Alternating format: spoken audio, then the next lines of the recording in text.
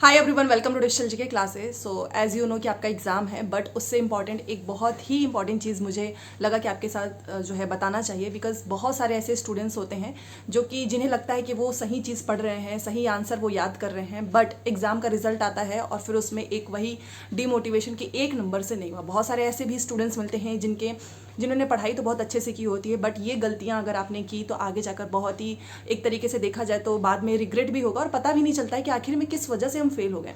तो एग्जाम से पहले ये वीडियो देख लीजिएगा, अदरवाइज बाद में पछताने का भी मौका नहीं मिलेगा, क्योंकि रिजल्ट में एक बार जो स्कोर आ गया फिर वही फाइनल हो जाता है। तो चलिए स्टार्ट करते हैं।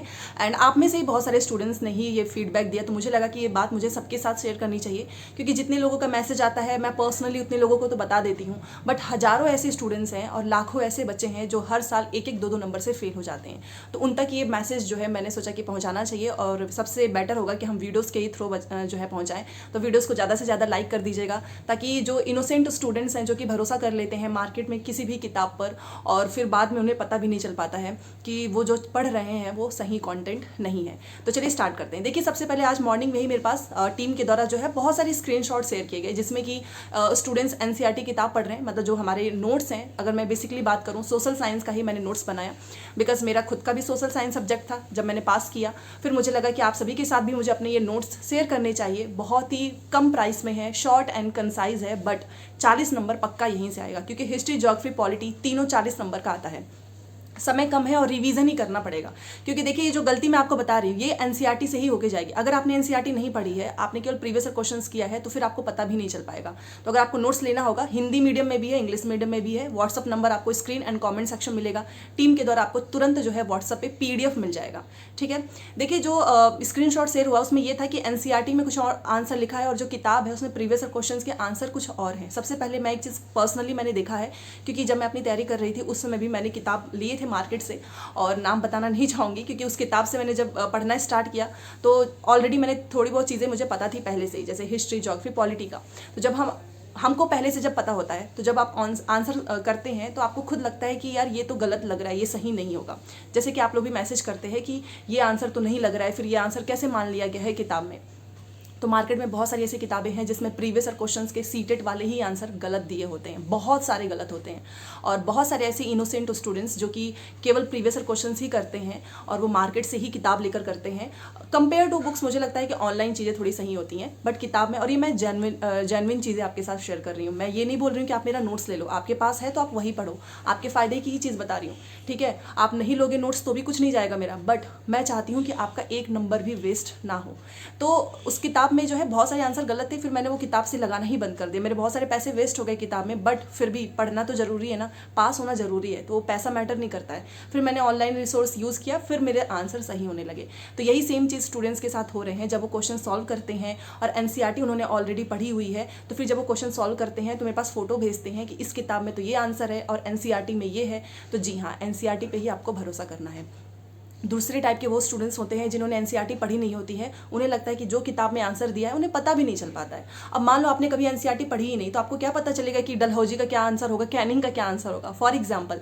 तो इस तरीके से वो गलत आंसर याद कर लेते हैं। फिर जब एग्जाम में वो गलत आंसर गोला बना के आते हैं तो पता चलता है 4 नंबर से नहीं हुआ, 2 नंबर से नहीं हुआ, 3 नंबर से नहीं हुआ। एक एग्जाम्पल के थ्रू समझाती हूँ। जैसे कि आपको पता है कि सीटेट सोशल साइंस में हिस्ट्री है, ज्योग्राफी है, पॉलिटी है, ये हर एक सब्जेक्ट में मैटर करता है, केवल सोशल साइंस में नहीं, मैथ साइंस में भी, CDP में भी, EVS में भी, हिंदी इंग्लिश में भी।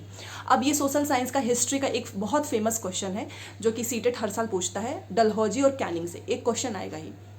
तो यहाँ पर मैं आपको बताना चाहूँगी जो सही आंसर है। तो आपको पता है कि 1849 में डलहौजी ने ये ऐलान किया था कि बहादुर शाह जफर, जो कि अगर उसकी डेथ हो जाती है तो उसकी मृत्यु के बाद उसकी फैमिली को लाल किले से निकालकर दिल्ली में कहीं और बसाएंगे। दूसरा एक क्वेश्चन ये पूछता भी है सीटेट कि 1856 में, जो ये दोनों गवर्नर जनरल थे अपने समय के, 1856 में जो गवर्नर जनरल है कैनिंग, उसने ये आदेश दिया कि जो जफर है, बहादुर शाह जफर, वो आखिरी मुगल बादशाह होगा और उसकी मृत्यु के बाद उसके फैमिली का, मतलब उसके वंशज का कोई भी जो है बादशाह नहीं माना जाएगा, वो नॉर्मल एक राजकुमार होंगे। अभी कैनिंग वाला क्वेश्चन सीटेट ने पूछा था कि ये सेंटेंस किसने कहा है कि बहादुर शाह जफर आखिरी मुगल बादशाह होगा, और इसका आंसर किताब में डलहौजी लिखा है। कैनिंग भी था बट किताब वाले ने मान लिया डलहौजी। अब मुझे बताओ, अब वो बच्चा जो केवल प्रीवियस ईयर क्वेश्चंस कर रहा है वो गलती तो करेगा ही ना, क्योंकि आखिरी मुगल बादशाह कौन होगा ये स्टेटमेंट कैनिंग के द्वारा दिया गया है। लाल किले से निकाला जाएगा, मतलब निकाल कर दिल्ली में कहीं और बसाएंगे, ये स्टेटमेंट डलहौजी ने कहा है और इसी दोनों क्वेश्चंस का ही आंसर गलत लिखा हुआ है। ठीक है, तो मुझे लगा कि आपको बतानी चाहिए। देखिए एक एक नंबर हम बहुत मुश्किल से जोड़ते हैं, आपको भी पता है। एग्जामिनेशन हॉल में एक तो ऐसे इतना प्रेशर होता है कि आते हुए क्वेश्चंस भी गलत हो जाते हैं, और अगर हम केवल किताब के ही भरोसे रहेंगे, मतलब जो प्रीवियस ईयर क्वेश्चंस, सबसे बेस्ट होता है एनसीईआरटी। क्योंकि अगर आपने एनसीईआरटी पढ़ी है ना तो गलत हो ही नहीं सकता है। गलत क्यों नहीं हो सकता है? क्योंकि जो इंसान पूरी एनसीईआरटी पढ़ेगा और वो क्वेश्चन सॉल्व करेगा तो उसको खुद पता चल जाएगा कि ये क्वेश्चंस का आंसर किताब में गलत दिया है। फिर वो खुद से गूगल करेगा, क्रॉस चेक करेगा, देन वो आराम से वहाँ पे अपना नंबर बचा लेंगे। बट अगर आप एनसीईआरटी नहीं पढ़ रहे हो तो फिर बहुत बड़ी दिक्कत हो जाएगी। इसलिए मैं आपको बोलती हूँ, देखो एनसीईआरटी पढ़ने का ये रीज़न नहीं कि आपका समय वेस्ट हो रहा है, नहीं, आपके नंबर बचाएगा, वो आपको गलती करने से बचाएगा। तो अगर अभी भी आपने नहीं पढ़ाई की है एनसीईआरटी, चाहे वो ईवीएस हो, सोशल साइंस हो, मैथ साइंस हो, कोई भी सब्जेक्ट हो, पढ़ लो। क्योंकि अगर आपने नहीं पढ़ा है तो फिर वही गलती होगी। क्योंकि मोस्टली किताबों में है ना, हम किस पे ट्रस्ट करें?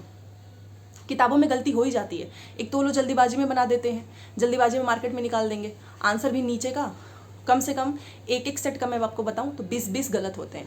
और जब मैं अपनी तैयारी कर रही थी तो मैंने भी सोचा कि एक तो स्क्रीन पे देखने में दिक्कत होती है, तो मैंने सोचा कि चलो किताब ले लेते हैं। और जब मैं बुक लेकर आई तो मैंने देखा यार ये तो हर सेक्शन में ही गलत है, सीडीपी में गलत है, इवन पैसेज में गलत है। खुद पे डाउट होने लगता था कि कहीं मैं गलत तो नहीं कर रही हूँ। सोशल साइंस में तो इतनी गलती है क्योंकि 60-40 नंबर पूरा कॉन्टेंट का होता है। पैडागॉजी में भी कन्फ्यूज़न। फिर मैंने वो किताब ही हटा दी। फिर मैंने अपना वही ऑनलाइन ही रिसोर्स का सहारा लिया, क्योंकि ऑनलाइन कंपेयर टू बुक्स मुझे ज़्यादा सही लगता है। और इसलिए मैं भी आपको एडवाइस करती हूँ कि अगर आपने नोट्स पढ़ लिया है तो प्रीवियस ईयर क्वेश्चंस इधर उधर का कुछ भी उठा के मत कर लेना, क्योंकि पढ़ाई का मतलब प्रीवियस ईयर क्वेश्चंस अगर आपको सही नहीं मिला तो कोई मतलब नहीं है ना। प्रैक्टिस तो हम प्रीवियस ईयर क्वेश्चन से ही करेंगे। ठीक है, सो आई होप आपको जो ये मेरा मैसेज है वो मिल चुका होगा। और आप मुझे बताना कि आपका प्रीवियस ईयर क्वेश्चंस में कितने आ रहे हैं। क्या आपको कभी ऐसा लगता है कि ये गलत आंसर है तो प्लीज़ उस किताब को छोड़ दो। 200 रुपये बचाने के चक्कर में हमसे कई बार ऐसा होता है कि हम 10 से 15 नंबर हमारे ख़त्म हो जाते हैं, लॉस ही हो जाते हैं। तो देखिए मैंने आपको एग्जाम्पल दिया था डलहौजी कैनिंग के थ्रू, तो ये एनसीईआरटी में सेम लिखा हुआ है, बट क्वेश्चन जो किताब वाले जो छाप देते हैं उसमें गलत आंसर दिए होते हैं। तो इसी गलती से आपको बचना है और एग्जाम से पहले ये सारी चीज़ें आपको इंप्रूव करनी है। कुछ लोग मेरे से बोलते हैं कि क्या अभी भी एग्जाम क्लियर हो सकता है? अरे भाई हो सकता है, क्योंकि अगर आपको बस एनसीईआरटी ऐसे देखने में लगती है कि पेपर 2 में आपको 6, 7, 8 पढ़ना है, इतना ज़्यादा नहीं। क्लास 6 की एनसीईआरटी में तो कुछ है ही नहीं, वो तो केवल स्टोरी है। 7 में भी नहीं है, 8 में ही थोड़ा बहुत है। अगर मैं रियली बताऊँ, क्योंकि अभी मैंने जब से आपका नोट्स बनाने स्टार्ट किया था तो मैं खुद पढ़ती थी किताबें, तो मुझे मुश्किल से एक सब्जेक्ट का एक दिन में ही लगता था। मतलब 6, 7, 8 एक दिन हिस्ट्री, ज्योग्राफी एक दिन, पॉलिटी एक दिन, क्योंकि पढ़ाने से पहले पढ़ना भी पड़ता है और नोट्स बनाने के लिए तो बहुत सारी मेहनत करनी पड़ती है। तो अगर आपको सोशल साइंस की हमारी नोट्स चाहिए होगी तो व्हाट्सअप मैसेज करके आप ले सकते हो, बहुत ही मिनिमम प्राइस पे। सबसे अच्छी बात है कि रिवीजन के लिए बहुत अच्छा है। तो मिलते हैं नेक्स्ट क्लास में। और हाँ, ये वीडियो अपने दोस्तों के साथ शेयर करें, पसंद आए तो लाइक करके ही जाना। Thanks for watching.